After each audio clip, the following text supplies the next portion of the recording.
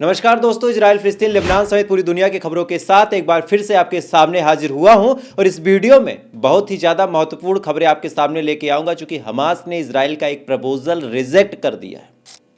देखने सुनने में ये प्रपोजल फिलिस्तीन गजा के लिए बड़ा अच्छा लग रहा था, लेकिन जब इसकी गहराई में हमास जांच पड़ताल करता है तब जो चीज़ें निकल के सामने आती हैं, इसी के जस्ट बाद हमास उस प्रपोजल को रिजेक्ट कर देता है। और साथ ही इस वीडियो में हम आपको बताएंगे कि इजराइल ने कौन सी डेडलाइन फिक्स कर दी है हमास के लिए, और क्या सीज फायर फिर से होके रहेगा या फिर एक बड़े जंग की शुरुआत होगी, इसके बारे में भी आपको हम डिटेल में बताएंगे। और साथ ही साथ सऊदी अरब के दौरे पे डोनाल्ड ट्रंप कौन सा बड़ा ऐलान करने वाले हैं, इसके बारे में भी हम डिटेल में जानेंगे। इस वजह से आप वीडियो को लास्ट तक जरूर देखिएगा। तो बिना किसी देरी के बढ़ते पहली खबर की तरफ। और सबसे पहली खबर निकल के सामने आई हमास और इजराइल के कॉन्फ्लिक्ट के बीच। दरअसल सबसे बड़ी जो इस टाइम सिचुएशन है, सबसे मुश्किल की जो सिचुएशन है मिडिल ईस्ट में, खासकर गजा में, वो ये है कि गर्मियां शुरू हो गई हैं। चिलचिलाती धूप है और इस धूप में पानी की कमी से गजा जूझ रहा। पानी और खाने की वजह से गजा के जो बच्चे हैं, जो लोग हैं, जो शहरी हैं, वो बीमार पड़ रहे हैं। ऐसे हाल में इजराइल ने एक पेशकश की थी कि हम गजा के लोगों को खाना खिलाना चाहते हैं। ये लिए सुनने में बड़ा टिम्पटिंग प्रोजेक्ट लगता है, लेकिन जब इसकी गहराई में हमास जाता है तब पता चलता है कि दरअसल इजराइल का प्लान था कि हम काफ़ी अंदर तक आएंगे गजा के, और साथ ही उन इलाकों में भी ऑपरेट करेंगे जिन इलाकों में इस टाइम हमास की पैठ अच्छी है। यानी जहां हमास ने अपने बंकर बना रखे हैं, जहां पे हमास कंट्रोल कर रहा, जिन इलाकों पे हमास का पूरा सिकंजा है, ऐसे इलाकों को भी इजराइल अपने कब्जे में लेके वहाँ पे खाना डिस्ट्रीब्यूट करने का प्लान बना रहा था।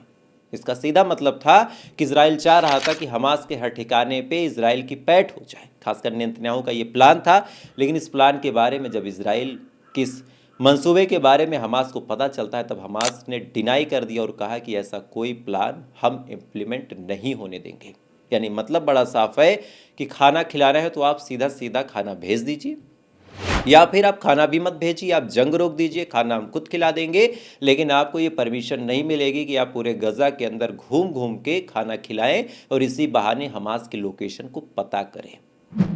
वहीं दूसरी खबर निकल के सामने आई कि अब इजराइल ने अपने तमाम रिजर्व, अभी तक जो डेटा निकल के सामने आया है कि 10,000 लोग ऐसे हैं जिनको इजराइल ने फिर से रिट्रीव करने का काम किया। यानी ये ऐसे लोग थे जिनको रिजर्व रखा गया था, इजरायली आर्मी के लिए इनको रिजर्व रखा गया था, और अब ये कहा जा रहा है कि अब ये लोग वापस आएंगे और आने के बाद इजराइल की आर्मी ज्वाइन करेंगे। ऐसा क्यों है?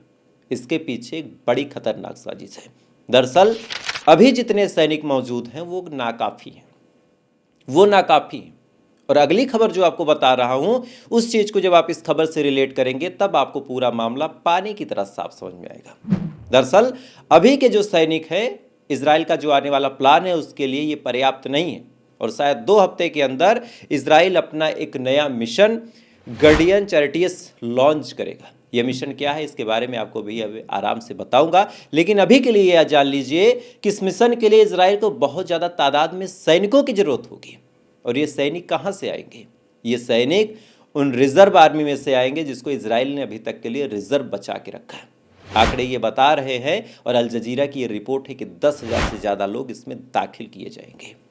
वहीं बढ़ते हैं अगली खबर की तरफ, और अगली खबर निकल के सामने आ रही है कि इजराइल की सीनियर डेलीगेशन, यानी इजराइल के सीनियर ऑफिशियल्स ने स्पष्ट धमकी देते हुए कहा है, और साथ ही एक डेडलाइन फिक्स करते हुए कहा है कि अगर सीज फायर करना हो तो इसी टाइम पीरियड के दौरान सीज फायर करके हॉस्टेजेस की जो डील है इसको आगे बढ़ाना होगा।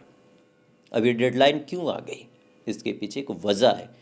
दरअसल 2 हफ्तों के अंदर जो डोनाल्ड ट्रंप हैं, अमेरिका के राष्ट्रपति डोनाल्ड ट्रंप, वो सऊदी अरब में जाएंगे तमाम गल्फ कंट्रीज के सीनियर डेलीगेशन से मिलने। यानी किसी देश का प्रधानमंत्री हो, किसी देश का राष्ट्रपति हो, अगर उसको डोनाल्ड ट्रंप से मिलना हो तो अगले हफ्ते या फिर उसके अगले हफ्ते डोनाल्ड ट्रंप सऊदी अरब में मौजूद रहेंगे। वहां पे मिडिल ईस्ट का वो शख्स जाके मुलाकात और बातचीत कर सकता है। ऐसे हाल में अब ये प्लान बन रहा है कि मिडिल ईस्ट में पूरी तरह शांति रहे, पूरी तरह सीज फायर की प्रक्रिया को आगे बढ़ाया जाए।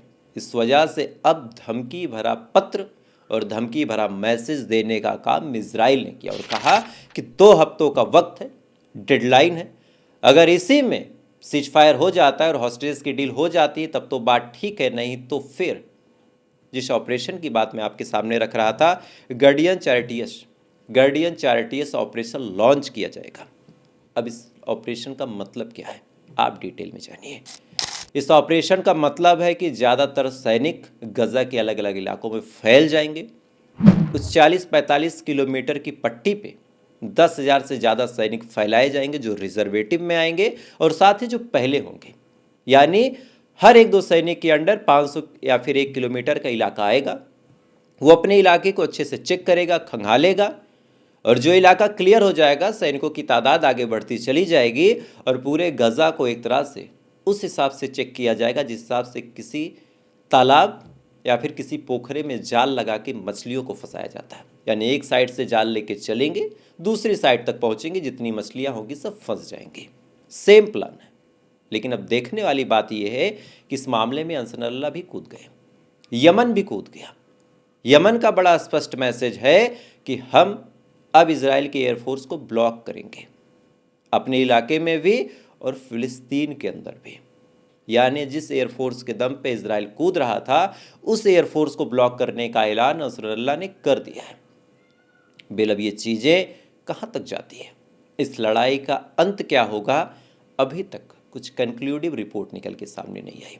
बहरहाल आपकी क्या राय है वो इम्पॉर्टेंट है, तो कमेंट करके ज़रूर बताइएगा। और साथ ही मैंने शुरू से कहा था, मैंने अपने पहले चैनल पे कहा था, जो लोग मुझे शुरू से जानते होंगे उनके सामने ये बात मैंने चीख चीख कर कही थी कि सबसे ज़्यादा ताकत अगर दुनिया में किसी चीज़ में है तो वो दुआओं में है।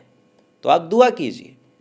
आप इजराइल की जीत चाहते हैं, आप इजराइल के लिए दुआ कीजिए। आप फ़लस्तीन की जीत चाहते हैं, आप फ़लस्तीन के लिए दुआ कीजिए। आप गजा को बचाना चाहते हैं, उसके लिए दुआ कीजिए। और वो दुआ आप कमेंट में कीजिए, क्योंकि जब आप कमेंट करते हैं, उस कमेंट को मैं पढ़ता हूँ तो एक बार करते टाइम आपकी उंगली से वो दुआ निकलती है, मैं पढ़ता हूँ तो मेरे मुँह से निकल जाती है। तो क्या पता है किसकी दुआ सही हो जाए। तो कमेंट कीजिएगा। और साथ ही इजराइल, फिलिस्तीन, लेबनान सहित पूरी दुनिया की अपडेट के लिए अगर आप चाहें तो फॉलो कर सकते हैं। तब तक के लिए आप अच्छे रहिए। आपसे इजाज़त लूँगा। बाकी जय हिंद, जय भारत।